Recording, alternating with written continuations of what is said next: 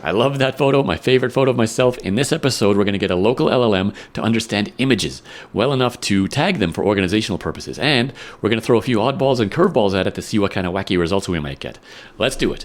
No place like local host. No place like local host. Now, unfortunately, we don't necessarily get this out of the box. In fact, not all LLMs support image parsing. What we're looking for is something called a multimodal model. These are LLMs that support input in forms other than just text, like a typed conversation or dragging source code into context. Multimodal models can also support image parsing. Some of them even support audio parsing. You can drag audio files into context and it can listen to them and understand what it is. That's great. But not all models support that, so be sure to read the description on Hugging Face to make sure you're looking at a multimodal model. And even if we find one, there's an extra trick that we have to do, one extra setup step to make this work. Let's take a look at it. So I'm on Hugging Face. I'm looking at Qwen 3.6 35B A3B. This is a multimodal model. Great. But there's a trick to this. If we go to Files and Versions, we see all of the different quantized versions available. That's great. But if we keep scrolling down, we see these mmproj files at the bottom. mmproj is multimodal projector files. This is the extra bit that the model needs to understand image input. And this is a separate download. If you don't download this by default, this model will not be able to understand images. And the reason I think they split it out into a separate download is if you look at the sizes, these are about 1 gig each. We only need one. I don't think it matters which one. I'm just going to grab the BF16 model. It's 900 megs, but that's an extra 900 megs of VRAM that we're going to use for this. So be sure to budget your VRAM accordingly if you want to enable this feature.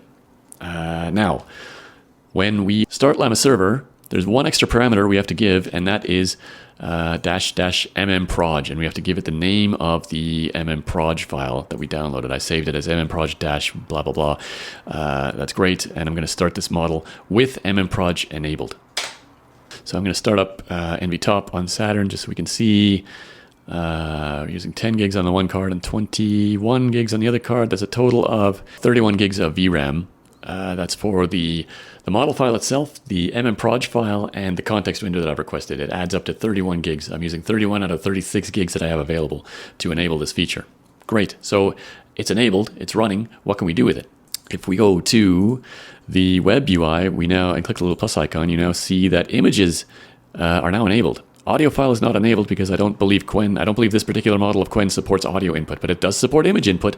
So let's give it a shot. I'm going to drag my favorite horse image into context and just ask it, what in the world is going on in this photo? Qwen can take a look at the picture and I don't even know what it's going to say. Let's see if it can figure it out. Looks like it's got it. Yeah, a person wearing a realistic horse head mask and a blank tank top. That's cool. So it got it. It even notices details in the background. A framed picture hangs on the wall. Yeah, okay. A gym bro pose. A gym bro pose, really? Okay. Let's give it a hard one. I'm going to give it this image of my cat wearing a birthday hat. This is a little inside joke that I do every year on the cat's birthday. So no cats were harmed in the making of this photo. Let's give it this and just see if it can understand the image. I'm just going to say, you know what, describe this image. And, oh, look at this. The image features a humorous and slightly unimpressed looking cat posing as if it is celebrating a birthday. Perfect. That's bang on. The cat has a resigned or over it expression. Did it get the hat? Yes, it did. Perched slightly awkwardly on the cat's head is a bright lime green party hat. The hat has a pattern of darker green leaves on it. Is that true? Oh, it does too. Look at that. Okay. It nailed it. Yeah, it got it. Exactly correct. Okay. One more. Let's give it a thumbnail from this very YouTube channel, and let's just say, rate this YouTube thumbnail image. Does it encourage views? Let's just see what Qwen has to say about that. Okay, I got an 8 out of 10. That's pretty good. Okay, so it found a little humorous quote in the top right. That's good. Good use of color theory. Okay, so overall, Qwen likes this image. Good. Okay, That's great and that's kind of fun, but just dragging images into context one at a time is, I don't know, it's kind of tedious. Is there a way that we can smarten this up and automate it? And let's go beyond just asking for general, please describe this image type things. What I want to do is have the AI go through a bunch of images, let's say saved, I don't know, mountain bike trip photos from various trips in the mountains, and tag them. Tag them with certain tags like, winter, summer, sunshine, rain, snow. Are there trees in the background? Are there mountains in the background? Are there rivers or lakes in the background? Et cetera, et cetera. Let's see if we can get the LLM to recognize certain features and apply tags to the images automatically so that we can search based on those tags. This is going to be a fun little project. Let's give it a shot. Now, it turns out we've got a couple of advantages working for us when we start to tackle this task. Number one, when we start Llama Server, yes, we get a nice friendly web UI that we can hit with a web browser. That's nice. It's very user-friendly, but it's not great for automating stuff. What we need is an API, and it turns out Llama Server actually provides us this. It provides an OpenAI-compatible API that we can hit from code. Python is an obvious choice. Java is another option. It's just a REST API. You can use whatever programming language you prefer to hit that, make REST requests to this API, and you get back a response that you can parse. This is great for automating stuff. The other advantage we have is that I've got an application called ImageViewer. A terrible name for an application, I know, but it does exactly what it sounds like. I wrote this app back in, years ago. Some of this code dates back to 2012. I still maintain this in my spare time as a hobby project. You can download it off my GitHub if you want. It's not the most amazing application the world has ever seen, but ImageViewer uses my own app extensions framework, which means ImageViewer out of the box is extremely basic. It literally just lets you view images, but it uses my app extensions framework. If we bring up the extension manager, we see you can download extensions for this application for image conversion or image cropping or gradient fills or image transformation. One of the extensions I've written for ImageViewer is called ICE, the Image Classification Engine. And this allows us to apply tags to an image and then search for those tags. If you've got a big, huge folder of photographs that you've taken out in the mountains or whatever, and you need to, search through it in some way that makes sense, this is really handy. So if you're looking at any image, you can hit Control-G and it just brings up an empty tag list. So I can say this one was taken in, I don't know, Powderface Ridge in 1998, I think it was. There's tree roots, there's grass, there's trees. You can enter whatever terrain features you want. It was taken in summer. If we save that, we see those tags now are in the bottom. As you're browsing around, you see the tag list shows up in the bottom. Okay, great. Let me blank that out.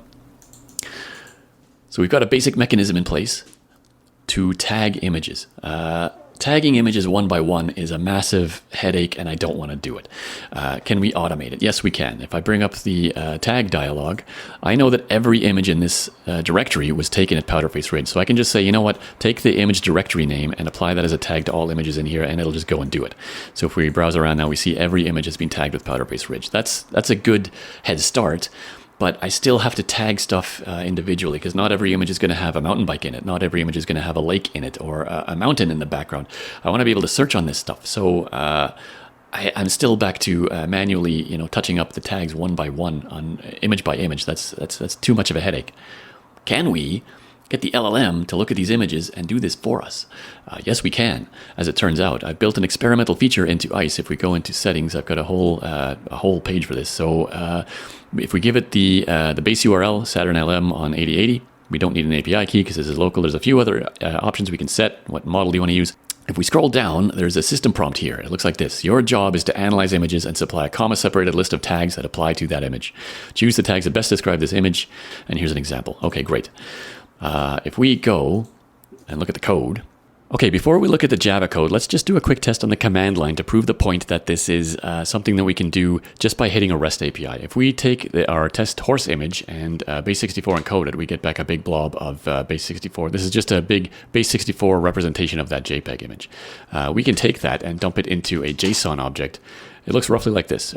We specify the model name, we specify a system prompt. Your job is to analyze images and return a comma-separated tag list that describes them. Easy. The user prompt is very simple. Please tag this image. And then for the data section, we just take that big base64 encoded string and paste it as one big line right there in the JSON. And then we can curl that up to the server. Don't worry too much about the URL format for now. We're just posting this to our LLM on Saturn, and we're going to pipe the result to JQ so we get a nice pretty printed output and go.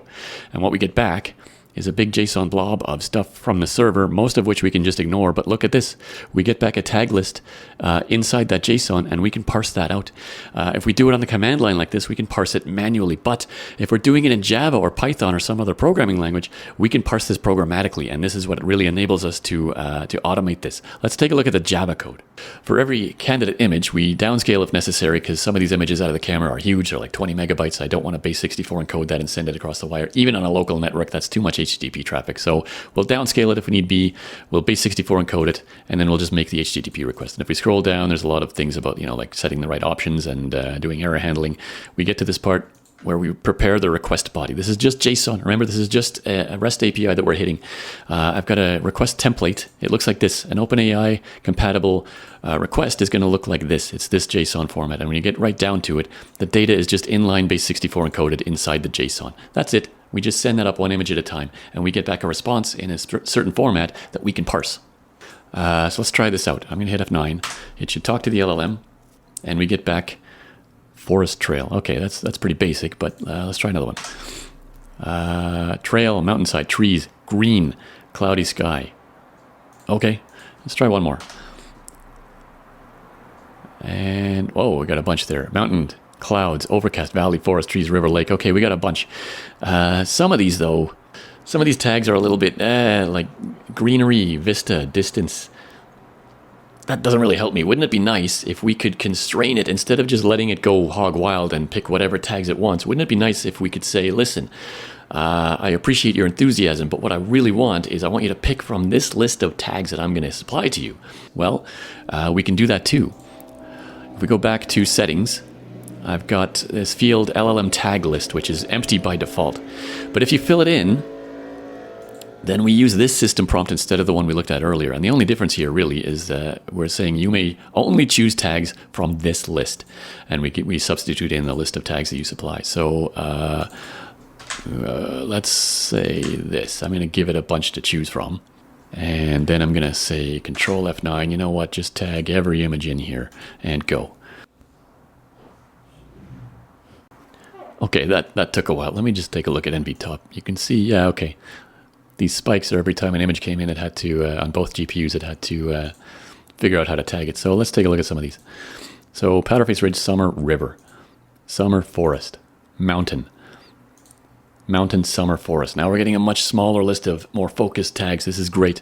Let me try that again on Moose Mountain and just let it tag everything.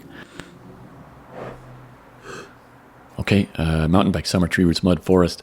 Mountain bike, summer, grass, mud. Great. If I go up a level and I bring up the search dialog, if I search for all images that contain a mountain bike, I should, in theory, and look at that. Look at that. Look at that. All the images that have a mountain bike in them are now found. That's great. This is great. This saves so much time if you've got a bunch that you want to go through and tag. It still doesn't get me 100% of the way there because the LLM doesn't know who these people are. It can't tag specific names. I've still got to go through and touch up the occasional photo, but the amount of manual work I have to do now is very small compared to what it was before. This is really cool. And this is exactly what LLMs are really good at. They're good at automating the manual, repetitive, mundane grunt work that you don't want to do by hand. If we can, harness it and encode and tell it to do stuff for us, man, there's no limit to what we can do. This is really cool. I'm actually really happy with this. So you can download this extension for ImageViewer. You can download the application and the ICE extension, and you can hook it up to your own local LLMs and just go crazy with it. So stay tuned. I feel like we still haven't really scratched the surface yet of the kind of cool things that we can do now that we've got the LLM working on a local network and we've got it hooked up not just in open code, but also, we've got a good code harness here where we can make requests to the API and man, we can do some cool stuff now. Stick around. What does mmproj stand for? I don't know, but these are the files that allow us. Let me try that again. What does MMProj stand for? Multimodal projector. Okay, maybe I'll just work that in. Stay tuned. It'll be a surprise. Stay tuned. What a terrible outro.